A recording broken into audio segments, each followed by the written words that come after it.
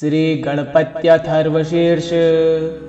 ॐ स्वस्ति न इन्द्रो वृधस्रवाः, स्वस्ति नः पूषा विश्ववेदाः, स्वस्ति न ताक्ष्यो अरिष्टनेमिः, स्वस्ति नो बृहस्पतिर्दधातु। ॐ तन्मावतु तौ वक्तारं वतु, अवतु माम् अवतु वक्तारम्। ॐ शान्तिः शान्तिः शान्तिः। हरिः ॐ। नमस्ते गणपतये। त्वमेव प्रत्यक्षं तत्त्वमसि, त्वमेव केवलं कर्तासि, त्वमेव केवलं धर्तासि, त्वमेव केवलं हर्तासि, त्वमेव सर्वं खल्विदं ब्रह्मासि। त्वं साक्षादात्मसि नित्यं।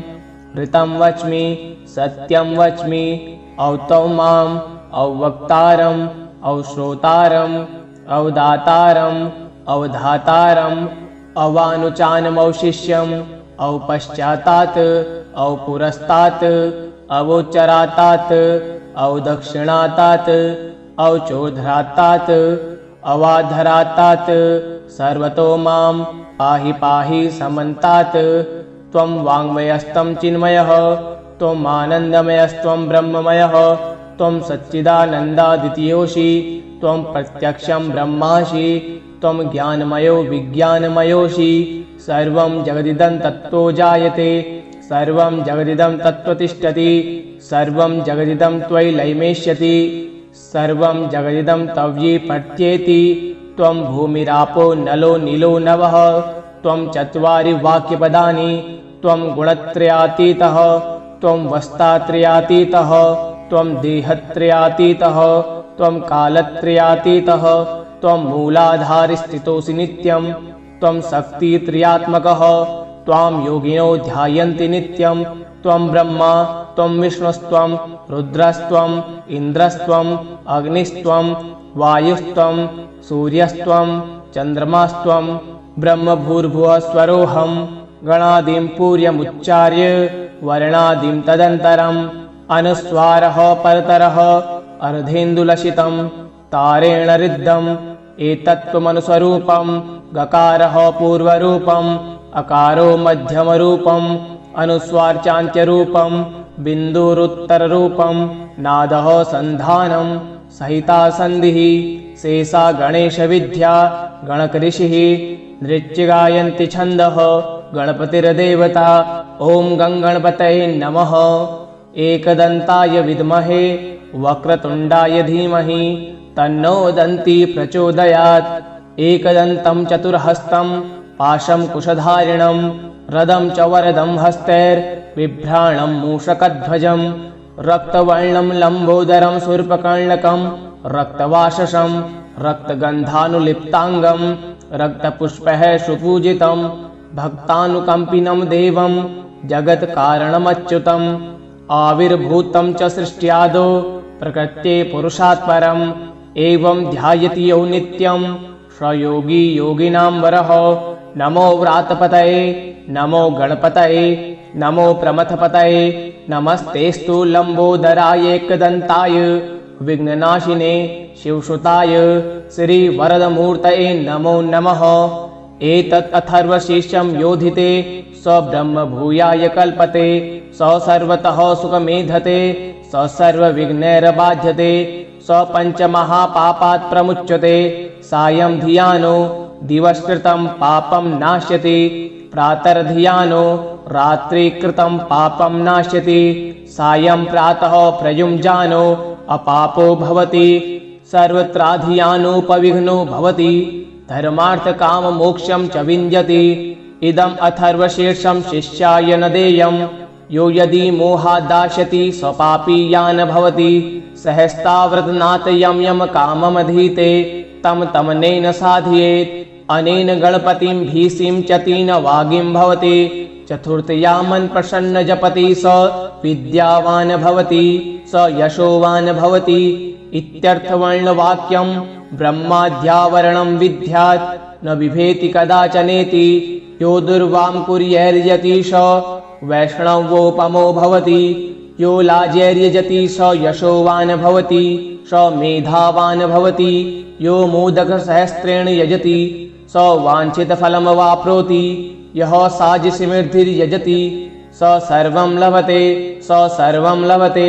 अष्टो ब्राह्मणान् सम्यक् ग्राहयित्वा सूर्यवर्चस्वी भवति सूर्यग्रहे महानाद्यां प्रतिमा सन्निधो वाजपत्वां सिद्धमन्त्रो भवति महाविघ्नात् प्रमुच्यते महादोषात् प्रमुच्यते महापापात् प्रमुच्यते स सर्वविद्वती स सर्वविद्वती य एवं वेद इत्युपनिषत्।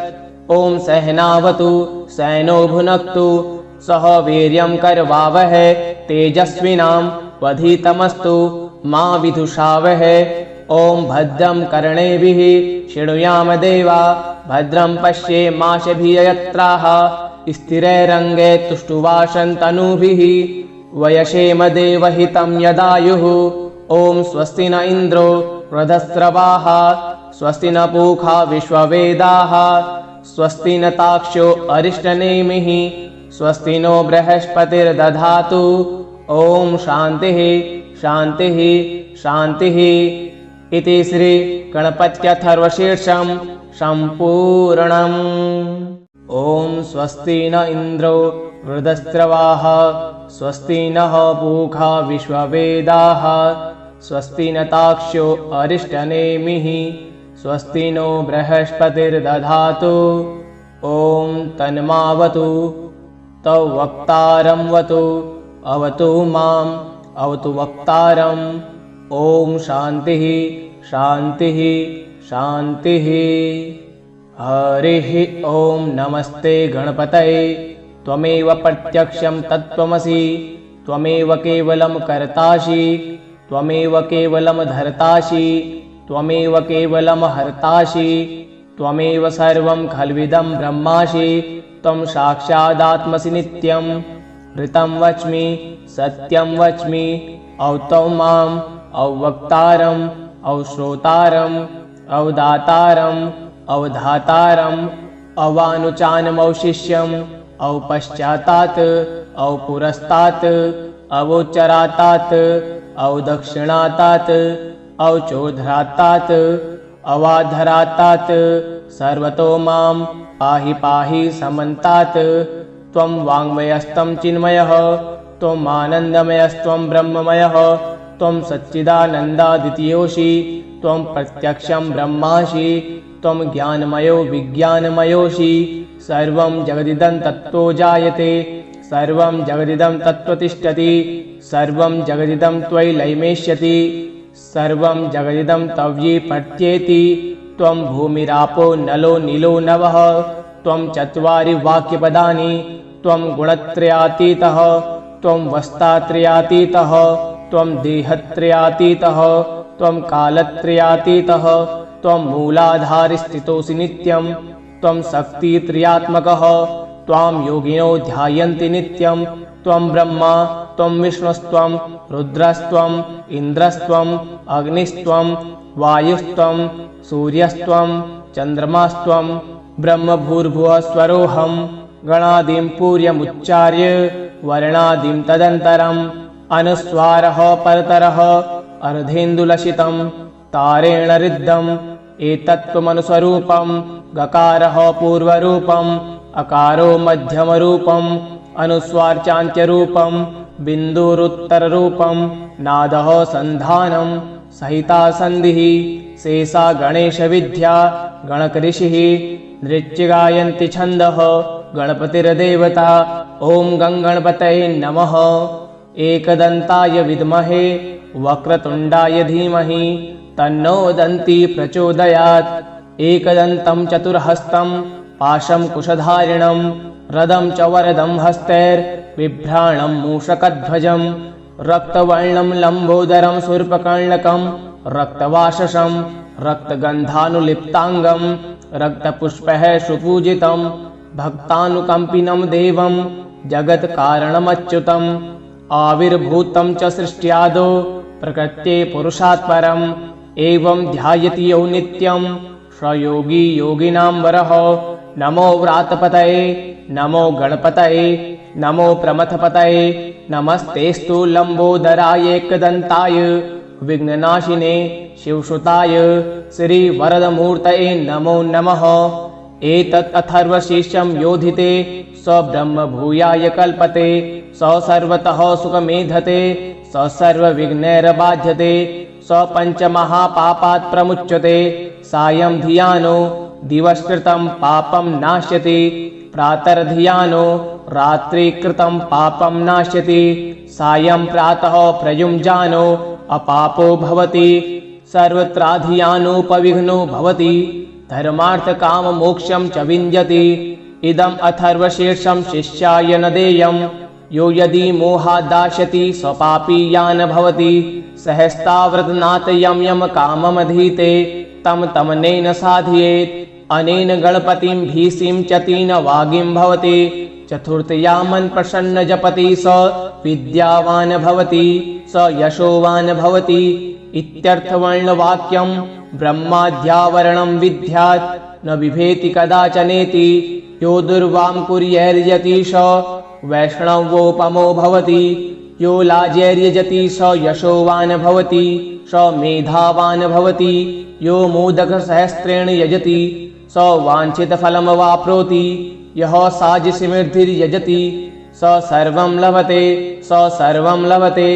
अष्टो ब्राह्मणान् सम्यक् ग्राहयित्वा सूर्यवर्चस्वी भवति सूर्यग्रहे महानाद्यां प्रतिमा सन्निधो वा जपत्वां सिद्धमन्त्रो भवति महाविघ्नात् प्रमुच्यते महादोषात् प्रमुच्यते महापापात् प्रमुच्यते स सर्वविद्वति स सर्वविद्वति यो एवं वेद इत्युपनिषत्। ॐ सहनावतु सैनो भुनक्तु सह वीर्यं करवावहै तेजस्विनां वधीतमस्तु मा विदुषावहै। ॐ भद्रं कर्णेभिः शृणुयाम देवा भद्रं पश्येमाशभिर्यजत्राः स्थिरैरङ्गै तुष्टुवाशन्तनूभिः वयसेम देवहितं यदायुः।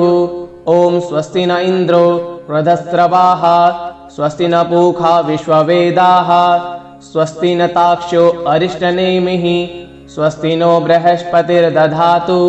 ॐ शान्तिः शान्तिः शान्तिः। इति श्री गणपत्यथर्वशीर्षं सम्पूर्णम्। ॐ स्वस्ति न इन्द्रो वृधस्रवाः स्वस्ति नः पूषा विश्ववेदाः स्वस्ति न ताक्षो अरिष्टनेमिः स्वस्ति नो बृहस्पतिर्दधातु। ॐ तन्मावतु तौ वक्तारं वतु अवतु माम् अवतु वक्तारम्। ॐ शान्तिः शान्तिः शान्तिः।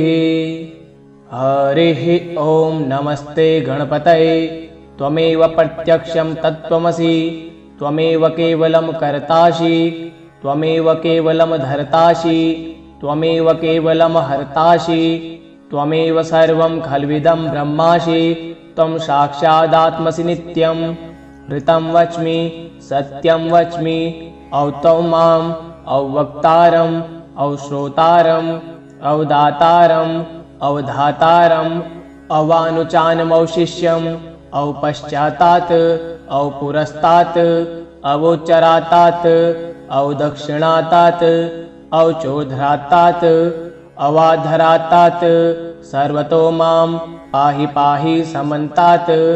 त्वं वाङ्मयस्त्वं चिन्मयः त्वम् आनन्दमयस्त्वं ब्रह्ममयः त्वं सच्चिदानन्दाद्वितीयोऽसि त्वं प्रत्यक्षं ब्रह्मासि त्वं ज्ञानमयो विज्ञानमयोऽसि सर्वं जगदिदं तत्त्वो जायते सर्वं जगदिदं तत्त्वतिष्ठति सर्वं जगदिदं त्वयि लयमेष्यति सर्वं जगदिदं तव्यि पठ्येति।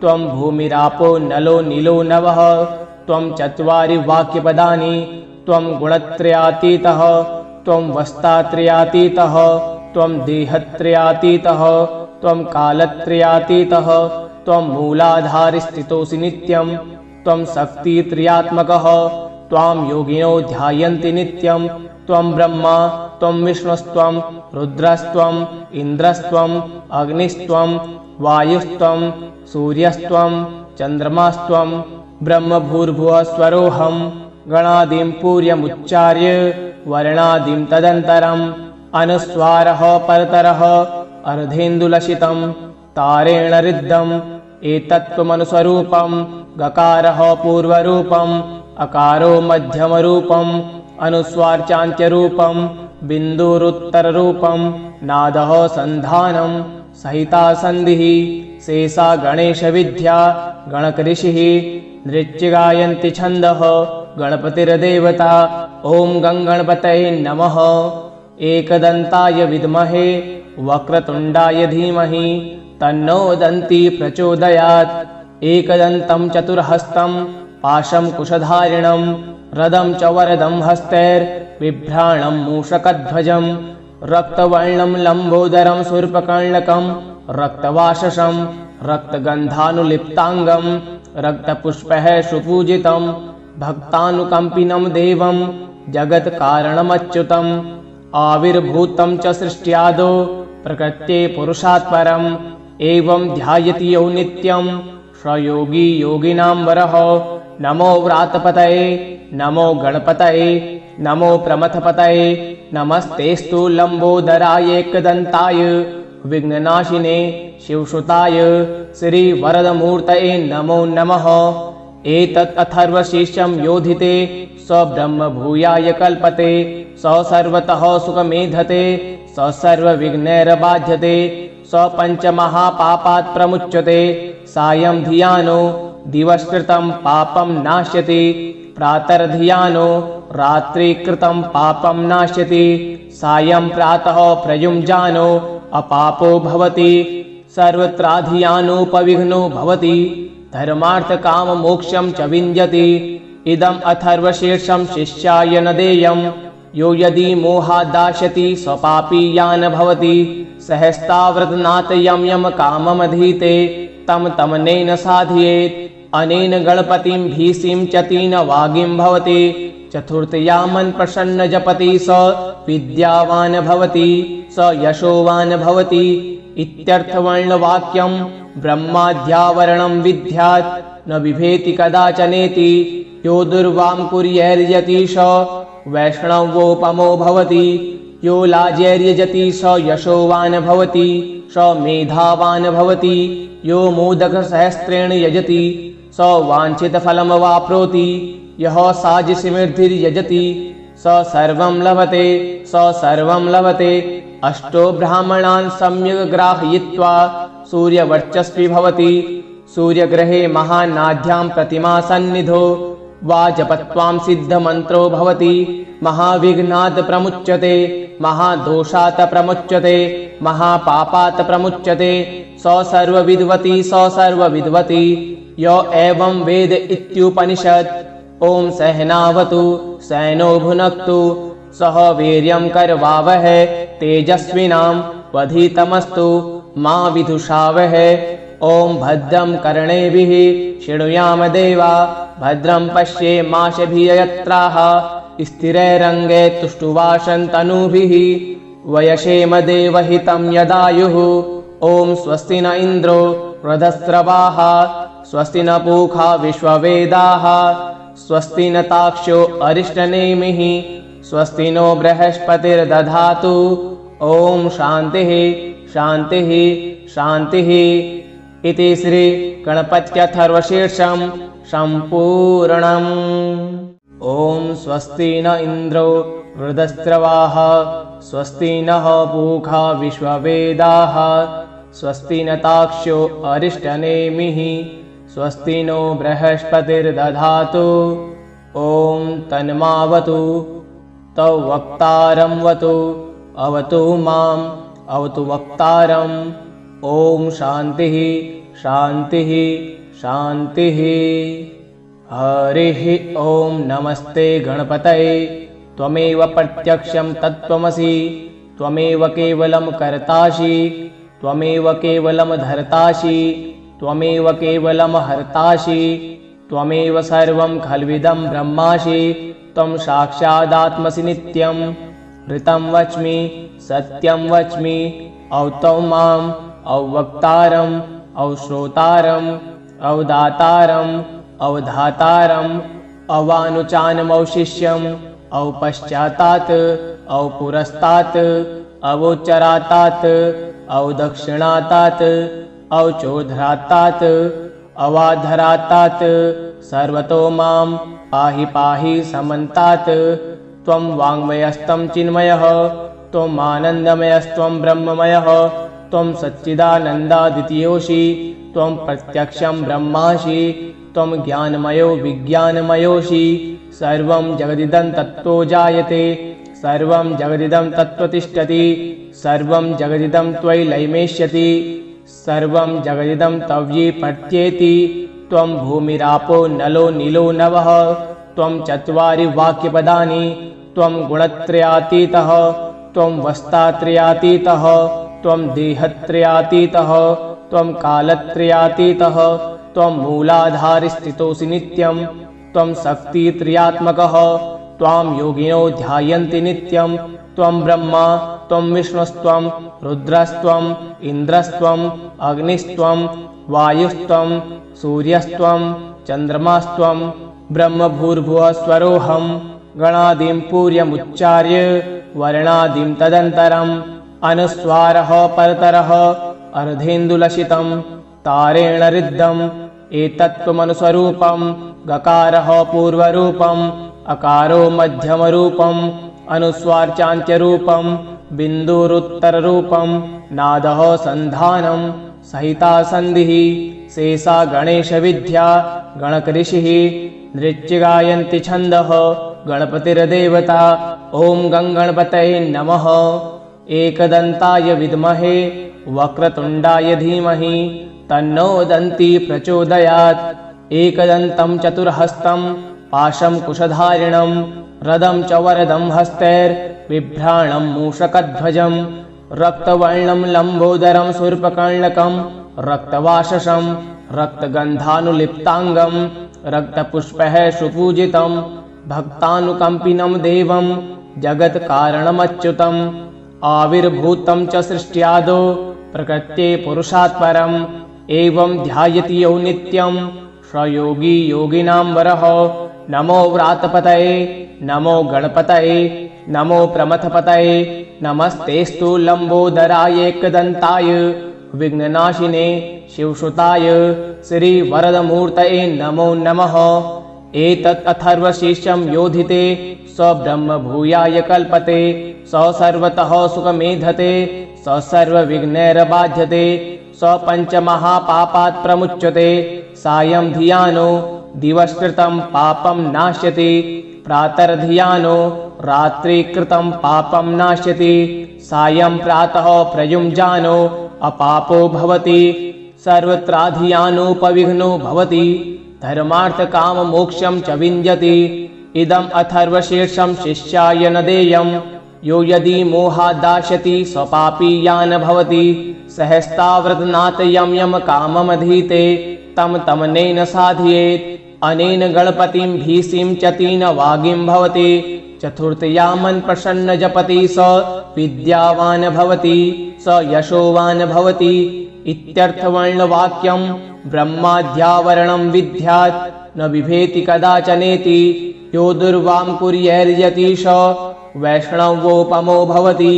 यो लाजैर्यजति स यशोवान् भवति स मेधावान् भवति। यो मोदकसहस्रेण यजति स वाञ्छितफलमवाप्नोति। यः साजिसिमिर्धिर्यजति स सर्वं लभते स सर्वं लभते। अष्टो ब्राह्मणान् सम्यक् ग्राहयित्वा सूर्यवर्चस्वी भवति। सूर्यग्रहे महानाद्यां प्रतिमा सन्निधो वा जपत्वां सिद्धमन्त्रो भवति। महाविघ्नात् प्रमुच्यते महादोषात् प्रमुच्यते महापापात् प्रमुच्यते। स सर्वविद्वती स सर्वविद्वती यो एवं वेद इत्युपनिषत्। ॐ सहनावतु सैनो भुनक्तु सह वीर्यं करवावहै तेजस्विनां वधीतमस्तु मा विदुषावहै। ॐ भद्रं कर्णेभिः शृणुयाम देवा भद्रं पश्येमाशभिर्यजत्राः स्थिरैरङ्गै तुष्टुवाशन्तनूभिः वयसेम देवहितं यदायुः। ॐ स्वस्ति न इन्द्रो वृधस्रवाः स्वस्ति न पूषा विश्ववेदाः स्वस्ति न ताक्षो अरिष्टनेमिः स्वस्ति नो बृहस्पतिर्दधातु ॐ शान्तिः शान्तिः शान्तिः।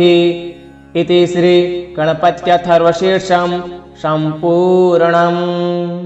ॐ स्वस्ति न इन्द्रो वृद्धस्रवाः स्वस्ति नः पूषा विश्ववेदाः स्वस्ति न ताक्षो अरिष्टनेमिः स्वस्ति नो बृहस्पतिर्दधातु ॐ तन्मावतु तौ वक्तारं वतु अवतु माम् अवतु वक्तारम्। ॐ शान्तिः शान्तिः शान्तिः।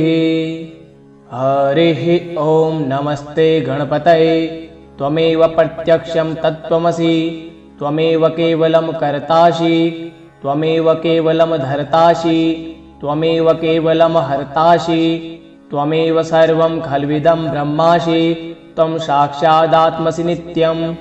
ऋतं वच्मि सत्यं वच्मि औ माम् औवक्तारम् औश्रोतारम् औदातारम् अवधातारम् अवानुचानमौशिष्यम् औपश्चातात् औपुरस्तात् अवोच्चरातात् औदक्षिणातात् औचोर्ध्रातात् अवाधरातात् सर्वतो मां पाहि पाहि समन्तात्।